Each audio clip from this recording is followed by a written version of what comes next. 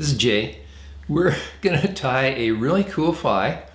We're gonna actually do a whole series of them eventually. I call these a trout Clouser jigs. They're kind of Clouser style, kind of jig style. I'm intending this as a trout streamer, but you know, it'll catch bass. It'll catch all sorts of things. So let's get going.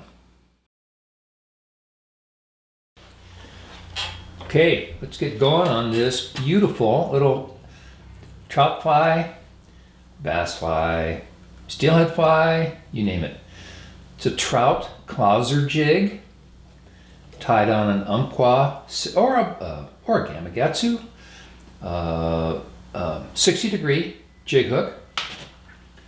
You know, I love to fish Clousers.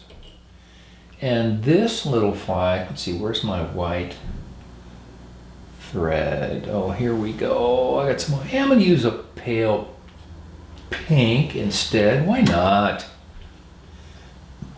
This is a Danville's 210 denier thread. And we're gonna use some medium ball's eyes. We have all kinds of eyes we can use on these flies these days. This is one I like. There aren't very many I don't like. I just I want that kind of on the bend there. There, that's a little bit further forward. Let's tighten that up. Nothing really magic about the placement here.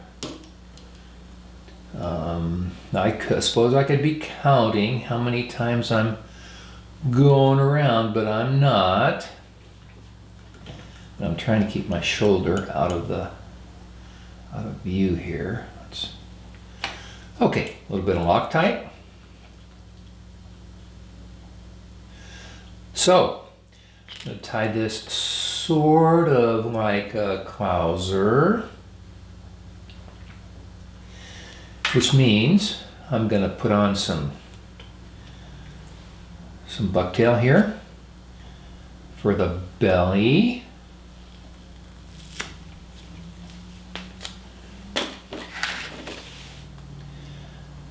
Let's see what I've got going here. Evening up these tips just a little bit.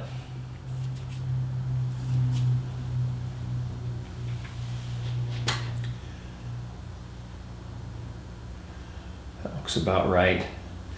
I'm actually going to trim this.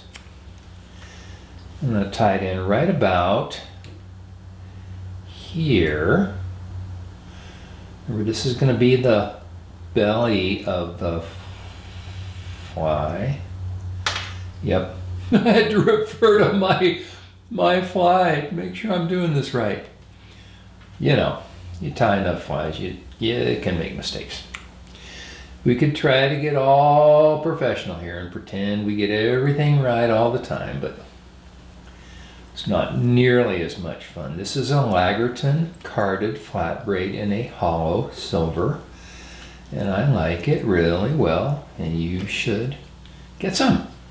But if you don't, use anything you got. Use some. Don't get it from a craft store though. Okay, don't do it. Now let's get a little bit of a, this is an EP sparkle brush. Let's put a little bit of this on underneath our red bucktail. Very nice. Goes on kind of messy. 2 turns, plenty. It's really nice stuff. You could use shimmer fringe if you wanted to, would work. Let me get that back. Okay, now let's get some red bucktail.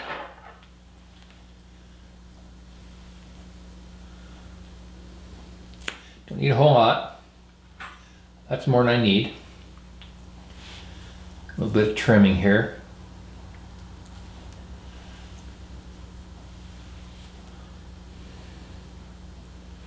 Looks pretty good. Now, what does this imitate? Who knows what it imitates? I'm calling it a bleeding minnow. But you know what? The red and white combination is something that has just worked forever. Think about a red and white daredevil. Fish like to eat those? Of course they do. They've been eating them forever. Ice wing, red. This is going to get us a little bit of that red bleeding minnow. If I can handle this properly. I'm going to have way too much here. So I'm going to pull some out and trim it off a little bit. Here we go. Oh yeah. So anyway, you know, there's always so many color themes to go around. And we keep reinventing patterns, which is a lot of fun. But you know, the red and white is one that's just always been good. Let's get a little bit of Loctite there. Now, I'm going to finish this off with a Senyo's, or an EP Summerlats brush. Is this chromatic, or is this a Senyo's? I don't know. We'll have it in the materials list. You know, I get confused. It's a Senyo's chromatic brush, or it's a Summerlats brush. Pretty sure this is the live bait one. This is one that I use quite a bit. It's mostly white, got a little bit of flash in it. Very nice.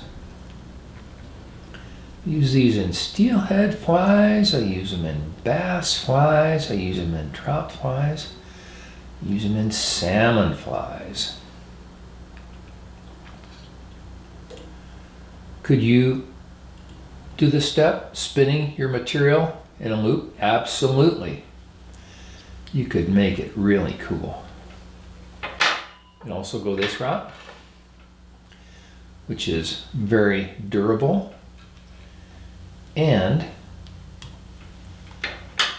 really nice. Fishes really well.